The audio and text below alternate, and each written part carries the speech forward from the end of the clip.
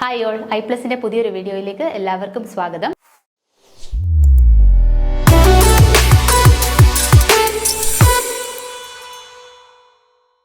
ഇന്ന് നമ്മൾ ഡിസ്കസ് ചെയ്യാൻ പോകുന്നത് assistant engineer previous year question discussion ആണ്. അപ്പോൾ ആദ്യത്തെ ക്വസ്റ്റ്യൻ നോക്കാം. An axial tensile force is acting on a body and normal strain in axial direction is 1.2 mm per meter. If the Poisson ratio is 0.32, what will be the volumetric strain? നമ്മളോട് question ചോദിച്ചേക്കുന്നത് എന്താണ്? Volumetric strain കണ്ടുപിടിക്കാനാണ് അല്ലേ? Volumetric strain നമ്മൾ എങ്ങനെ എഴുതുക? Epsilon V എത്രയാണെന്നാണ് question ചോദിച്ചേക്കുന്നത്. So ഇവിടെ തന്നിരിക്കുന്നത് ഒരു axial tensile force is acting on a body. ഒരു ബോഡിയിൽ ആക്സിയൽ ടെൻസൈൽ ഫോഴ്സ് ആക്ട് ചെയ്യുന്നുണ്ട്. Okay, and normal strain in axial direction. നമ്മളിപ്പം ഒരു 3 ഡയമെൻഷൻ എടുത്താൽ നമുക്ക് എക്സ് ഡയറക്ഷനാണ് ആക്സിയൽ ഡയറക്ഷൻ എന്ന് വിചാരിക്കുക. ഓക്കെ, എക്സ് ഡയറക്ഷനിലുള്ള സ്ട്രെയിൻ ആണ് നമുക്ക് തന്നിരിക്കുന്നത്. എത്രയാ? 1.2 ആക്സിയൽ സ്ട്രെയിൻ ആണ് 1.2 മില്ലിമീറ്റർ പെർ മീറ്റർ. ഓക്കെ, നമ്മൾ എന്താണ് സ്ട്രെയിൻ എന്ന് പറഞ്ഞാൽ നമുക്കറിയാമല്ലോ. എന്താ? ഡെൽറ്റ. അപ്പം ലെങ്തിൻ്റെ ഡയറക്ഷനിലാണെന്നുണ്ടെങ്കിൽ ഡെൽറ്റ എൽ ബൈ എൽ, ഇതാണ് സ്ട്രെയിൻ. ഓക്കെ, പോയിസൺ റേഷ്യോ തന്നിട്ടുണ്ട്. Poisson's ratio mu is equal to 0.32 എന്ന് നമുക്ക് തന്നിട്ടുണ്ട്. ഓക്കെ, അപ്പോൾ നമുക്കറിയാം എപ്സിലോൺ ബി, അതായത് വോളിമെട്രിക് സ്ട്രെയിൻ നമുക്ക് കണ്ടുപിടിക്കണം എന്നുണ്ടെങ്കിൽ എങ്ങനെയാണ് നമ്മൾ എഴുതുക? Epsilon X plus epsilon Y plus epsilon Z. അതായത് ഇപ്പോൾ ലെങ്തിൻ്റെ ഡയറക്ഷൻ ആണെങ്കിൽ ലെങ്തിൻ്റെ ഡയറക്ഷനിലുണ്ടായത് പ്ലസ് ബ്രെഡ്ത്തിൻ്റെ ഡയറക്ഷനിലുണ്ടായ സ്ട്രെയിൻ പ്ലസ് അതിൻ്റെ ഹൈറ്റിലുണ്ടായ സ്ട്രെയിൻ. ഓക്കെ, ഈ 3 ഡയറക്ഷനിലുള്ള സ്ട്രെയിൻ. അപ്പം നമുക്കറിയാം ഫോഴ്സ് എന്ന് പറയുന്നത് ഒൺലി ആക്സിയൽ ഫോഴ്സ് മാത്രമേ ഉള്ളൂ. ഒരു ഡയറക്ഷനിൽ, എക്സ് ഡയറക്ഷനിൽ മാത്രമേ ഫോഴ്സ് ഉള്ളൂ. അപ്പോൾ ഈ ഒരു ഡയറക്ഷനിൽ നമ്മൾ ബോഡിയെ പിടിച്ച് വലിക്കുകയാണെന്നുണ്ടെങ്കിൽ മറ്റ് 2 ഡയമെൻഷനും എന്ത് സംഭവിക്കും? ഡിക്രീസ് സംഭവിക്കും അല്ലേ? അപ്പോൾ നമുക്ക് ഈ പോയിസൺ റേഷ്യോ മ്യൂ എന്ന് പറഞ്ഞാൽ നമുക്കറിയാം എന്താണ്? Lateral strain divided by linear strain ആണ്. അപ്പോൾ ലാറ്ററൽ സ്ട്രെയിൻ ആയി, അതായത് നമുക്ക് എപ്സിലോൺ വൈ എന്നോ അല്ലെങ്കിൽ നമുക്ക് എപ്സിലോൺ സെഡ്, രണ്ടും എന്താണ്? ലാറ്ററൽ സ്ട്രെയിൻ ആണ്. That divided by axial strain epsilon X. ഇതാണ് പോയിസൺ റേഷ്യോ. അപ്പോൾ നമ്മൾ ഫോഴ്സ് കൊടുക്കുന്നതിനനുസരിച്ച് ലാറ്ററൽ ഡയമെൻഷൻ കുറവായതുകൊണ്ട് നമുക്ക് എന്ത് കൊടുക്കാം? ഇവിടെ നെഗറ്റീവ് സൈൻ കൊടുക്കാം അല്ലേ? അപ്പോൾ ഈ negative epsilon Y or epsilon Z എന്ന് പറഞ്ഞാൽ എന്തായിരിക്കും? അല്ലെങ്കിൽ epsilon Y or epsilon Z എന്ന് പറഞ്ഞാൽ എന്തായിരിക്കും? Negative mu times epsilon X എന്ന് നമുക്ക് എഴുതിക്കൂടെ? ഒന്നെങ്കിൽ എപ്സിലോൺ വൈ അല്ലെങ്കിൽ എപ്സിലോൺ സെഡ് എന്ന് പറഞ്ഞാൽ എന്തായിരിക്കും? Minus mu times epsilon X ആയിരിക്കും, ആണല്ലോ. അങ്ങനെയാണെങ്കിൽ നമുക്കിതൊന്ന് മാറ്റി എഴുതി നോക്കാം. എപ്സിലോൺ എക്സ് പ്ലസ് എപ്സിലോൺ വൈക്ക് വരെ നമുക്ക് എങ്ങനെ എഴുതാം? Minus mu times epsilon X എന്ന് എഴുതാം അല്ലേ? അതുപോലെ തന്നെ എപ്സിലോൺ ഇസഡിൽ നിന്ന് നമുക്ക് എന്ത് എഴുതാം? Minus mu times epsilon X എന്ന് എഴുതാം അല്ലേ? സോ നമുക്ക് എപ്സിലോൺ എക്സ് ഒന്ന് പുറത്തെടുത്ത് കഴിഞ്ഞാൽ 1 മൈനസ് 2 മ്യൂ എന്നാണ് ആൻസർ വരിക. അപ്പോൾ ഇതിൻ്റെ ആൻസർ ചെയ്ത് നോക്കിയാൽ നമുക്ക് എത്ര വരും? എപ്സിലോൺ എക്സിൻ്റെ വാല്യൂ തന്നിട്ടുണ്ട് 1.2 മില്ലിമീറ്റർ പെർ മീറ്റർ എന്ന് തന്നിട്ടുണ്ട്. അതുപോലെ തന്നെ മ്യൂവിൻ്റെ വാല്യൂ തന്നിട്ടുണ്ട് 0.32. അപ്പോൾ ഇത് നമുക്കൊന്ന് ചെയ്ത് നോക്കിയാൽ ആൻസർ എത്ര വരും? എപ്സിലോൺ എക്സ് എത്രയാണ്? 1.2 മില്ലിമീറ്റർ പെർ മീറ്റർ എന്നാണ് തന്നിരിക്കുന്നത്. അതിനെയും കൂടെ നമുക്ക് മില്ലിമീറ്ററിലോട്ട് മാറ്റാം. ഇൻറ്റു 10⁻³ ഇൻറ്റു 1 മൈനസ് 2 ഇൻറ്റു എപ്സിലോണിൻ്റെ വാല്യൂ എത്രയാണ്? 0.32. ഓക്കെ, ഇത് ചെയ്ത് കഴിഞ്ഞാൽ നമുക്ക് എത്രയാണ് വാല്യൂ വരിക? 4.32 ഇൻറ്റു 10⁻⁻4 എന്ന് നമുക്ക് ആൻസർ വരും. ഓക്കെ, അപ്പോൾ ഈ വാല്യൂ അങ്ങ് കാണാതെ പഠിച്ച്, ഈ ഒരു ഇക്വേഷൻ കാണാതെ പഠിച്ചാലും മതി. അതല്ല എന്നുണ്ടെങ്കിൽ നമുക്കിങ്ങനെ ഡെറൈവ് ചെയ്ത് എടുക്കാവുന്നതേ ഉള്ളൂ. ഓക്കെ, മനസ്സിലായെന്ന് വിചാരിക്കുന്നു. ഓപ്ഷൻ ബി ആണ് കറക്റ്റായിട്ട് വരുന്ന ആൻസർ. Option B. ഓക്കെ, അടുത്ത question. The major and minor principal stresses at a point are 2.5 MPa and -2 MPa respectively. The maximum shear force at a point is. നമ്മളോട് ചോദിച്ചേക്കുന്നത് മാക്സിമം ഷിയർ ഫോഴ്സ് ആണ്. Maximum shear force ഇവിടെ നമുക്ക് തന്നേക്കുന്നത് major principal stress, അതായത് σ1 തന്നിട്ടുണ്ട്. അതുപോലെ minor principal stress σ3 നമുക്കും തന്നിട്ടുണ്ട്. σ1ഉം σ3യും അറിയാമെന്നുണ്ടെങ്കിൽ ടോ മാക്സ് അല്ലേ, ടോ എന്നാണ് നമ്മൾ റെപ്രസെൻറ്റ് ചെയ്യുക. ടോ മാക്സ് കണ്ടുപിടിക്കാനുള്ള ഇക്വേഷൻ എന്താണ്? σ1 മൈനസ് σ3 ഡിവൈഡഡ് ബൈ 2 അല്ലേ, ഈ ഇക്വേഷനല്ലേ നമ്മൾ യൂസ് ചെയ്യുക. ഇപ്പോൾ σ1 എന്ന് പറഞ്ഞാൽ എത്രയാണ് നമുക്ക് തന്നേക്കുന്നത്? 2.5 മൈനസ് ഓഫ് 2 ഡിവൈഡഡ് ബൈ 2. അപ്പോൾ ഇത് ചെയ്ത് കഴിഞ്ഞാൽ 4.5/2 അതായത് 2.25 എന്ന് വരും. 2.25 MPa എന്ന് വരും. അപ്പോൾ ഈ ഒരു രീതിയിലല്ല നിങ്ങൾ കണ്ടുപിടിക്കുന്നതെന്നുണ്ടെങ്കിൽ നമുക്ക് എന്ത് വരച്ച് നോക്കാം? മോർ സർക്കിൾ വരച്ച് കഴിഞ്ഞാൽ അതിൻ്റെ റേഡിയസ് ആയിരിക്കും എന്താണ് നമ്മുടെ മാക്സിമം ടൗ മാക്സ് എന്ന് പറയുന്നത് അല്ലേ. ഓക്കെ, അപ്പോൾ ഇത് σ3 ആണ്, മൈനർ പ്രിൻസിപ്പൽ സ്ട്രെസ് ആണ്. ഇതെന്താണ്? മേജർ പ്രിൻസിപ്പൽ സ്ട്രെസ് ആണ്. ഇതിൻ്റെ ടൗ മാക്സ് ആയിരിക്കും റേഡിയസ് എന്ന് പറയുന്നത്. ഇതിൻ്റെ മോർ സർക്കിളിൻ്റെ റേഡിയസ് ആണ് ടൗ മാക്സ് എന്ന് വരുന്നത്. ഓക്കെ, അപ്പോൾ ഈ രീതിയിൽ നമുക്ക് കണ്ടുപിടിക്കാം. ഓക്കെ, അടുത്ത ക്വസ്റ്റ്യൻ നോക്കാം. ഓപ്ഷൻ ഡി ആണ് കറക്റ്റായിട്ട് വരുന്നത്. അടുത്ത option, A cantilever beam of 5 meter carries a uniformly distributed load of 10 kilonewton per meter throughout the span. What is the maximum bending moment? Maximum bending moment ആണ് ചോദ്യം. നമ്മളോട് പറഞ്ഞേക്കുന്നത് ഒരു കാൻറ്റിലിവർ ബീമാണ് അല്ലേ. കാൻറ്റിലിവർ ബീം ഓഫ് 5 മീറ്റർ ആണ് അതിൻ്റെ സ്പാൻ പറഞ്ഞേക്കുന്നത്. And carries A uniformly distributed load. ഇവിടെ ഒരു യൂണിഫോമിൽ UDL ആണ് കൊടുത്തേക്കുന്നത്. And of 10 kN per meter. ഇപ്പോൾ ഇവിടുത്തെ ലോഡ് എന്ന് പറഞ്ഞാൽ എത്രയാണ്? 10 kN/m ആണ് ലോഡ് കൊടുത്തേക്കുന്നത്.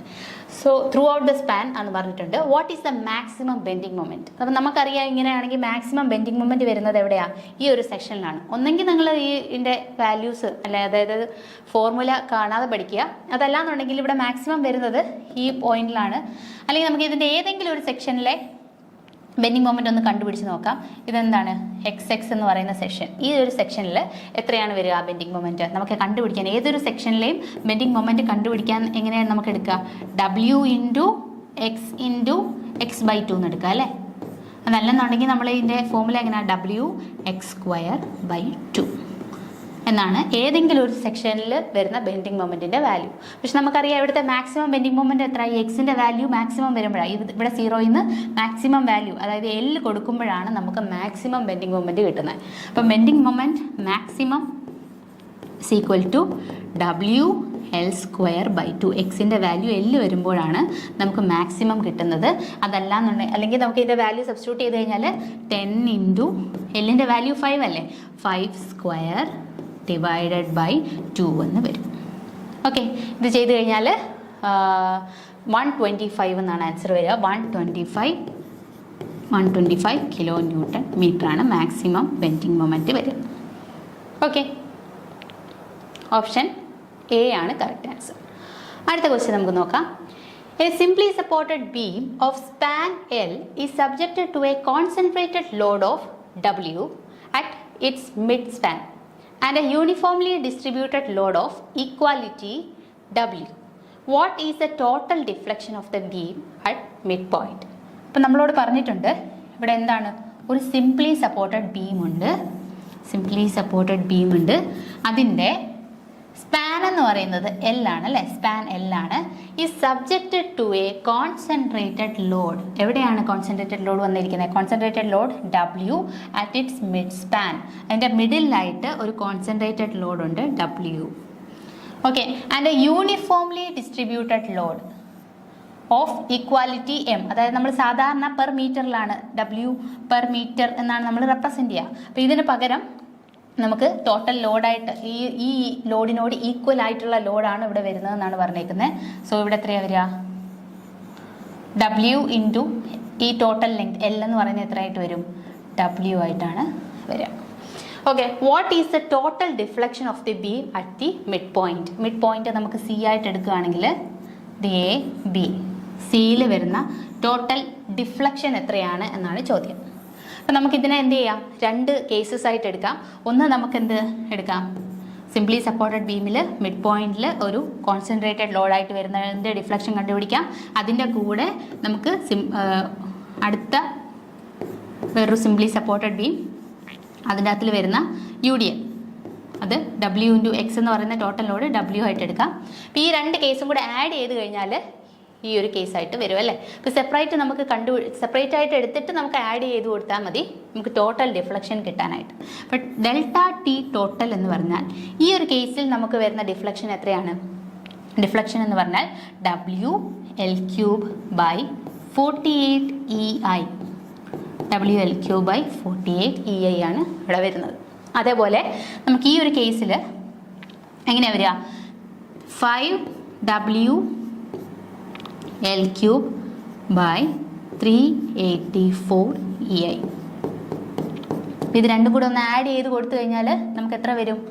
48 ഇൻറ്റു ആഡ് ചെയ്ത് കൊടുത്തു കഴിഞ്ഞാൽ നമുക്ക് കിട്ടുന്ന ആൻസർ എന്ന് പറയുന്നത് എത്രയാണ്?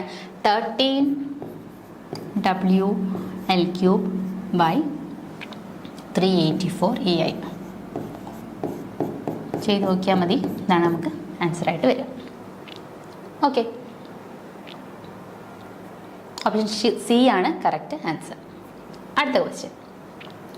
Slenderness ratio is the ratio of effective length to. Slenderness ratio എന്ന് പറഞ്ഞാൽ എന്താണ്? ലാംഡയാണ് അല്ലേ. സ്ലെൻഡർനെസ് റേഷ്യോ ലാംഡയാണ്. Lambda is equal to L effective by എന്താണ് നമുക്ക് വരുന്നത്?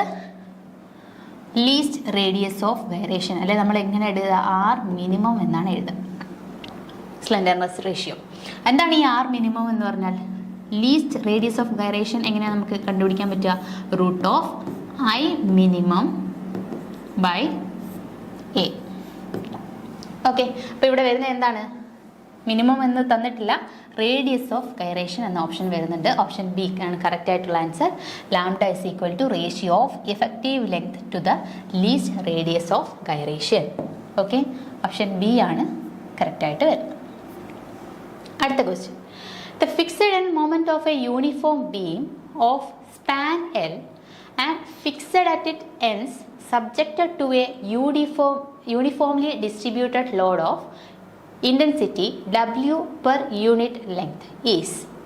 ഫിക്സഡ് എൻഡ് മൊമെൻറ്റ് എത്രയാണെന്നാണ് ചോദ്യം. നമ്മളോട് പറഞ്ഞേക്കുന്നത് കണ്ടുപിടിക്കേണ്ടത് എന്താണ്? Fixed end moment. എന്ത് ടൈപ്പ് ബീമാണ്? Uniform beam of span L and fixed at its ends. രണ്ട് സൈഡും ഫിക്സഡ് ആണ്. അതുപോലെ തന്നെ ഇവിടെ ആക്ട് ചെയ്യുന്ന എന്ത് ലോഡാണ്? UDL ആണ് അല്ലേ. യൂണിഫോംലി ഡിസ്ട്രിബ്യൂട്ടഡ് ലോഡാണ് of intensity W per metre. ഇങ്ങനെയാണെങ്കിൽ ഇവിടെ വരുന്ന ഫിക്സഡ് എൻഡ് മൊമെൻറ്റ്സ് എത്രയാണെന്നാണ് ചോദ്യം. ഇത് നമ്മൾ ഓൾറെഡി പഠിക്കുന്നതാണ്. എത്രയാണ്? WL²/12 ആണ് കറക്റ്റായിട്ട് വരുന്നത്. ഓക്കെ, ഇനി നമുക്ക് തന്നേക്കുന്ന UDL-ന് പകരം ഫിക്സഡ് എൻഡ് മൊമെൻ്റ് ആണ് കണ്ടുപിടിക്കേണ്ടത്. സപ്പോസ് അതൊരു കോൺസെൻട്രേറ്റഡ് ലോഡാണ്, W ആണ് വരുന്നതെന്നുണ്ടെങ്കിൽ അവിടെ വരുന്ന ഫിക്സഡ് എൻഡ് മൊമെൻ്റ് എങ്ങനെയാണ്? WL/8 അല്ലേ. WL/8 ആണ് വരുന്നത്. ഓക്കെ, ഓപ്ഷൻ ഇവിടെ കറക്റ്റായിട്ട് വരുന്നത് സി ആണ്. Option C WL²/12. അടുത്ത question. What is the maximum positive shear force at the quarter span at section C from the left end when a uniformly distributed load longer than the span of intensity 20 kN per meter crosses the span of 12 meter? അതായത് നമ്മളോട് ചോദിച്ചേക്കുന്നത് what is the maximum positive shear force ആണ് നമുക്ക് കണ്ടുപിടിക്കേണ്ടത്. എവിടത്തെയാണ്? At quarter span എന്ന് പറഞ്ഞാൽ ഇപ്പോൾ total length L ആണെന്നുണ്ടെങ്കിൽ L/4 നമുക്ക് കണ്ടുപിടിക്കേണ്ടത്. At A section C from the left end. അതായത് ഈ ക്വാർട്ടർ സ്പാൻ എവിടുന്നാണ് നമുക്ക് എടുക്കേണ്ടത്? ലെഫ്റ്റ് സൈഡിൽ നിന്ന് ലെഫ്റ്റ് എൻഡിൽ നിന്ന് C എന്ന് പറയുന്ന പോയിന്റ് വരെ. Okay, when A uniformly distributed load longer than. എപ്പോഴാണ് ഒരു യൂണിഫോംലി UDL പോവാണ് ലോങ്ങർ ദാൻ ദി സ്പാൻ. അതായത് ഈ ഒരു ബീമിൻ്റെ സ്പാനിനെക്കാട്ടിൽ ലെങ്ത് കൂടുതലുള്ള ഒരു UDL ആണ് പോകുന്നതെന്ന് വിചാരിക്കുക. Of intensity 20 kN per meter. ഇപ്പോൾ സപ്പോസ് ഒരു റെയിൽവേ ലൈൻ അല്ലെങ്കിൽ ഒരു റെയിൽവേ ബ്രിഡ്ജ്, അതിൽ കൂടെ ഒരു ട്രെയിൻ പോകുന്നതെന്ന് വിചാരിക്കുക. സോ ആ സമയത്ത് നമുക്കിവിടെ എന്താ കണ്ടുപിടിക്കേണ്ടത്? പോസിറ്റീവ് മാക്സിമം ഷിയർ ഫോഴ്സ് ആണ് കണ്ടുപിടിക്കേണ്ടത് അല്ലേ. അപ്പം അങ്ങനെ വരുവാണെങ്കിൽ നമ്മളിവിടെ ഒരു ബീം കൺസിഡർ ചെയ്ത് അതിൻ്റെ സ്പാൻ നമ്മളോട് പറഞ്ഞേക്കുന്ന ഇവിടെ UDL, ഇവിടെ കൂടെ പാസ് ചെയ്ത് പോകുന്ന UDL-ൻ്റെ ഇൻറ്റൻസിറ്റി എത്രയാണ്? 20 ആണ്. ഇൻറ്റൻസിറ്റി എത്രയാണ്? 20 ആണ് അല്ലേ? 20 kN/m ആണ്. ഇത് ഒരു 12 മീറ്റർ ലെങ്ത് ഉള്ള ബീമിൽ കൂടിയാണ് അല്ലെങ്കിൽ പാസ് ചെയ്ത് പോകുന്നതെന്ന് വിചാരിക്കുക. സോ നമുക്ക് കണ്ടുപിടിക്കേണ്ടത് മാക്സിമം പോസിറ്റീവ് ഷിയർ ഫോഴ്സ് ആണ്. ഇവിടുത്തെ അറ്റ് ക്വാർട്ടർ സ്പാൻ, അതായത് ഈ ലെഫ്റ്റ് എൻഡിൽ നിന്നും സി എന്ന് പറയുന്ന ഒരു സെക്ഷൻ ഉണ്ട്. ഇവിടെ ലെങ്ത് എത്രയാണ്? ടോട്ടൽ ലെങ്ത് L ആണെങ്കിൽ L/4. L/4 എന്ന് പറഞ്ഞാൽ എത്ര വരും? 12/4 എത്ര വരും? 12/4 എന്ന് പറഞ്ഞാൽ L/4 12/4 എന്ന് പറഞ്ഞാൽ എത്ര വരും? 3 മീറ്റർ. 3 മീറ്റർ ലെഫ്റ്റിൽ നിന്നുമുള്ള ഡിസ്റ്റൻസിലുള്ള സി എന്ന് പറയുന്ന പോയിന്റിലെ മാക്സിമം പോസിറ്റീവ് ഷിയർ ഫോഴ്സ് ആണ് നമുക്ക് കണ്ടുപിടിക്കേണ്ടത്. അപ്പോൾ ഈ ഒരു ഇപ്പം നമുക്കിവിടെ എ എന്ന് കൊടുക്കാം. എ, ഇത് ബി, ഇത് സി. അപ്പം ബാക്കി ഈ ഒരു സി ബി എന്ന് പറയുന്ന സ്പാൻ എത്ര വരും? 3 പോയി കഴിഞ്ഞാൽ 12 3 പോയി കഴിഞ്ഞാൽ പിന്നെ എത്ര? 9 മീറ്റർ ആണ് വരിക അല്ലേ? അപ്പോൾ ഇവിടുത്തെ ഷിയർ ഫോഴ്സ് നമുക്ക് ചെയ്യണമെന്നുണ്ടെങ്കിൽ നമ്മൾ ILD ഇൻഫ്ലുവൻസ് ലൈൻ ഡയഗ്രാം നമ്മൾ വരയ്ക്കണം. ILD വെച്ചിട്ടാണ് നമ്മൾ ഈ ഒരു പ്രോബ്ലം ചെയ്യുന്നത്. അപ്പോൾ ILD ഈ ഷിയർ ഫോഴ്സ് അറ്റ് സിയിലെ ILD നമുക്ക് വരയ്ക്കണം. ILD four shear force at C. ഇത് വരച്ചു കഴിഞ്ഞാൽ നമുക്ക് എങ്ങനെയാണ് കിട്ടുക? ലെഫ്റ്റ് സെക്ഷനിൽ എത്രയാണ്? നെഗറ്റീവാണ് വരിക. ലെഫ്റ്റ് സെക്ഷനിൽ നെഗറ്റീവ് വരും. ഈ ഒരു സി വരെയുള്ള ഡിസ്റ്റൻസ് എത്രയാണ്? Z എന്ന് നമുക്ക് എടുക്കുകയാണെന്നുണ്ടെങ്കിൽ നിങ്ങൾ പഠിച്ചിട്ടുണ്ടാവും. ഇവിടെ Z/L വരും. അതുപോലെ ഇവിടുത്തെ സ്പാൻ ഇത് പോസിറ്റീവ് ഷിയർ ഫോഴ്സ് ആണ് വരിക. ഇവിടെ എത്ര വരിക? 1 - Z/L വരും. ഓക്കെ, നമുക്കിവിടെ കണ്ടുപിടിക്കാൻ ചോദിച്ചേക്കുന്നത് മാക്സിമം പോസിറ്റീവ് ഷിയർ ഫോഴ്സ് ആണ്. അപ്പോൾ നമ്മുടെ ഈ സ്പാനിനെക്കാട്ടി ലെങ്ത് ഉള്ള UDL ആണ് പോകുന്നത്. അപ്പോൾ അതുകൊണ്ട് തന്നെ മാക്സിമം പോസിറ്റീവ് ഷിയർ ഫോഴ്സ് ആണ് കണ്ടുപിടിക്കേണ്ടത്. അപ്പോൾ നമ്മളിവിടെ അസ്യൂം ചെയ്യുന്ന എന്താണ്? ഈ ഒരു കംപ്ലീറ്റ് ഇതിലും പാസ് ചെയ്ത് പോകുന്നുണ്ട് അല്ലേ? അപ്പോൾ ഈ ഒരു കംപ്ലീറ്റ് ഏരിയ കവർ ചെയ്ത് UDL ആയതുകൊണ്ട് നമ്മൾ എന്തെടുക്കണം? ഏരിയ എടുക്കണം. ILD ഡയഗ്രത്തിൻ്റെ ഏരിയ എടുത്തു കഴിഞ്ഞാൽ നമുക്ക് എന്ത് കിട്ടും? പോസിറ്റീവ് ഷിയർ ഫോഴ്സ് നമുക്ക് കിട്ടും. ഓക്കെ, ഈ കംപ്ലീറ്റ് ഏരിയ എടുത്താലാണ് നമുക്ക് മാക്സിമം പോസിറ്റീവ് ഷിയർ ഫോഴ്സ് കിട്ടുക. അപ്പോൾ അത് കിട്ടാൻ വേണ്ടിയിട്ട് നമുക്കറിയാം ഈ 1 - Z/L എത്ര വരും? 1 - Z/L ചെയ്താൽ എത്ര വരും? =1 - Z എന്ന് പറഞ്ഞാൽ 3 ആണല്ലേ? 3 / L എന്ന് പറഞ്ഞാൽ കംപ്ലീറ്റ് സ്പാൻ 12 ആണ്. ദാറ്റ് ഈസ് 1 - 1/4 ചെയ്ത് കഴിഞ്ഞാൽ പിന്നെ എത്രയാണ് വരിക? 3/4. അപ്പോൾ ഈ ഒരു സ്പാൻ എന്ന് പറഞ്ഞാൽ എത്ര വരിക? 3/4 ആണ് വരിക. അപ്പോൾ ഇതിൻ്റെ ഏരിയ ഒന്ന് കാൽക്കുലേറ്റ് ചെയ്താൽ എത്ര വരും? ഏരിയ അല്ലെങ്കിൽ നമുക്ക് shear force at C, maximum positive shear force at C എന്ന് പറഞ്ഞാൽ ഈക്വൽ ടു ഏരിയ ആണ്. ഏരിയ എടുത്തു കഴിഞ്ഞാൽ 1/2 × 3/4 ഈ ഒരു ഡിസ്റ്റൻസ് എത്രയാണ് വരിക? 9 അല്ലേ? കംപ്ലീറ്റ് 9. ഓക്കെ, അപ്പോൾ ഇത് ചെയ്ത് കഴിഞ്ഞാൽ എത്രയാണ് വരിക വാല്യൂ? ഇത് നമ്മൾ ILD ആണ് എടുക്കുന്നത്. അതായത് ഒരു യൂണിറ്റ് ലോഡിൻ്റെ വെയിറ്റ് ആണ്. ഒരു യൂണിറ്റ് ലോഡിന് ഷിയർ ഫോഴ്സ് കിട്ടുന്ന വാല്യൂ ആണ് ഈ വാല്യൂ. നമ്മളതിനെ എന്ത് ചെയ്യണം? നമ്മുടെ ടോട്ടൽ ലോഡ് ഇൻറ്റൻസിറ്റിയും കൊണ്ട് നമ്മൾ മൾട്ടിപ്ലൈ ചെയ്യണം. ടോട്ടൽ ലോഡ് ഇൻറ്റൻസിറ്റി എത്രയാണ്? 20 kN/m. അപ്പോൾ ഇതിനെ നമ്മൾ എന്ത് ചെയ്യണം? 20 കൊണ്ട് മൾട്ടിപ്ലൈ ചെയ്യണം. അപ്പോഴാണ് നമുക്ക് ആക്ച്വലി ഈ ഒരു UDL കാരണം ഷിയർ ഫോഴ്സ് അറ്റ് സി നമുക്ക് കിട്ടുക. Maximum positive shear force at C നമുക്ക് കിട്ടുക. ഓക്കെ, അപ്പോൾ ഇത് ചെയ്ത് കഴിഞ്ഞാൽ നമുക്ക് ഏകദേശം എത്രയാണ് വരിക? 10. അതുപോലെ 270 / 4 എന്ന് വരും. 270 / 4 ഇത് ചെയ്ത് കഴിഞ്ഞാൽ നമുക്ക് എത്ര വരും? 67.5 എന്നാണ് ആൻസർ വരിക. 67.5 kN എന്നാണ് ആൻസർ വരിക. ഓക്കെ, ഓപ്ഷൻ ഡി ആണ് കറക്റ്റ് ആൻസർ. അടുത്ത ക്വസ്റ്റ്യൻ നോക്കാം. The horizontal trust of A 2-hinged arch which carries a uniformly distributed load of W per unit run over its entire span. The span is L and rise is H. അപ്പോൾ ഇവിടുത്തെ horizontal thrust ആണ് നമുക്ക് കണ്ടുപിടിക്കേണ്ടത്. അതുപോലെ തന്നെ ഇതൊരു 2-hinged ആർച്ചാണ്. ഇപ്പോൾ horizontal thrust എന്ന് പറഞ്ഞാൽ എന്താണ്? H. അപ്പോൾ ഇത് നമ്മുടെ ഒരു 2-hinged ആർച്ച് ആണെങ്കിലും 3-hinged ആർച്ച് ആണെങ്കിലും ഇവിടെ എന്താണ്? UDL ക്യാരി ചെയ്യുന്നുണ്ട് അല്ലേ? ത്രൂ ഔട്ട് ദ സ്പാൻ ഇവിടെ എന്തുണ്ട്? UDL ആക്ട് ചെയ്യുന്നുണ്ട് അല്ലേ? അപ്പോൾ ഇങ്ങനെ വരികയാണെങ്കിൽ ഈ ഹൊറിസോണ്ടൽ ത്രസ്റ്റ് നമുക്ക് കണ്ടുപിടിക്കാൻ വേണ്ടിയിട്ട് ഉള്ള ഇക്വേഷനാണ്. ഇതിൻ്റെ റൈസ് എന്ന് പറയുന്നത് H ആണെങ്കിൽ റൈസ് എച്ചും സ്പാൻ എന്ന് പറയുന്ന എല്ലും ആണെങ്കിൽ നമുക്ക് എച്ച് ഹൊറിസോണ്ടൽ ത്രസ്റ്റ് കണ്ടുപിടിക്കാനുള്ള ഇക്വേഷനാണ് WL²/8H. ഓക്കെ, ഇത് 2 ഹിഞ്ചഡ് ആണെങ്കിലും 3 ഹിഞ്ചഡ് ആണെങ്കിലും എച്ചിൻ്റെ വാല്യൂ WL²/8H എന്നാണ് വരിക. ഓക്കെ, ഓർത്തിരിക്കുക. അടുത്ത question, the point of contraflexure is the point where. Contraflexure എന്ന് പറയുന്ന പോയിന്റ് എവിടെയാണെന്നാണ്. Option A, shear force changes the sign. Option B, shear force is minimum. Option C, bending moment changes the sign. Option D, bending moment maximum. Okay, അപ്പോൾ ഇവിടെ നമുക്കറിയാം flexure എന്ന് പറയുന്ന time കൊണ്ട് depend ചെയ്യുന്ന എന്താണ്, ഫ്ലെക്ചർ എന്ന് പറഞ്ഞാൽ മീൻ ചെയ്യുന്ന എന്താണ്, ബെൻഡിങ് മൊമെന്റ് ആണ്. അതുപോലെ കോൺട്രാ എന്ന് പറഞ്ഞാൽ എന്താണ്, ഓപ്പോസിറ്റ് അല്ലെങ്കിൽ ഒരു ചേഞ്ചിനെയാണ്, പോസിറ്റീവിൽ നിന്ന് നെഗറ്റീവായിട്ടോ അല്ലെങ്കിൽ നെഗറ്റീവിൽ നിന്ന് പോസിറ്റീവായിട്ടോ, അതൊരു ചേഞ്ച് ആണ് അല്ലേ.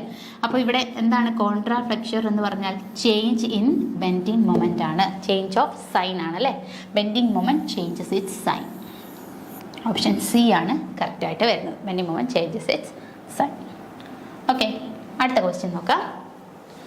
In moment distribution method, the sum of the distribution factors of all the members meeting at a joint is always. അതായത് ഇപ്പോൾ ഒരു ജോയിൻറ്റിലേക്ക് പല മെമ്പേഴ്സ് മീറ്റ് ചെയ്യുന്നുണ്ടെന്ന് വിചാരിക്കുക. ഓക്കെ, പല മെമ്പേഴ്സ് മീറ്റ് ചെയ്യുന്നുണ്ടെങ്കിൽ നമ്മുടെ ഈ ഒരു ജോയിൻറ്റിൻ്റെ sum of the distribution factor for all the members. അപ്പോൾ ഈ ഒരു ഇതിനെ എന്താണ്, നമുക്ക് ഓരോ മെമ്പേഴ്സിനും ഡിസ്ട്രിബ്യൂട്ട് ചെയ്ത് കൊടുക്കുകയാണ് ചെയ്യുക. അപ്പോൾ ഇതിൻ്റെ എല്ലാത്തിൻ്റെയും കൂടെ സം എടുത്തു കഴിഞ്ഞാൽ നമുക്ക് എത്രയാണ് കിട്ടുക, 1 ആയിരിക്കില്ലേ കിട്ടുക. സോ സം എന്ന് പറഞ്ഞാൽ എത്രയാണ് വാല്യൂ, സം എന്ന് പറഞ്ഞാൽ 1 ആയിരിക്കും. എല്ലാ ഡിസ്ട്രിബ്യൂഷൻ ഫാക്ടേഴ്സിൻ്റെയും കൂടെ സം എടുത്തു കഴിഞ്ഞാൽ നമുക്ക് ആൻസർ വരുന്നത് 1 ആയിരിക്കും. ഓപ്ഷൻ സി ആണ് കറക്റ്റ് ആയിട്ടുള്ള ആൻസർ. ഓക്കെ, നമ്മൾ 10 ക്വസ്റ്റ്യൻസ് ആണ് ഡിസ്കസ് ചെയ്തത്. മനസ്സിലായെന്ന് വിചാരിക്കുന്നു. Thank you so much.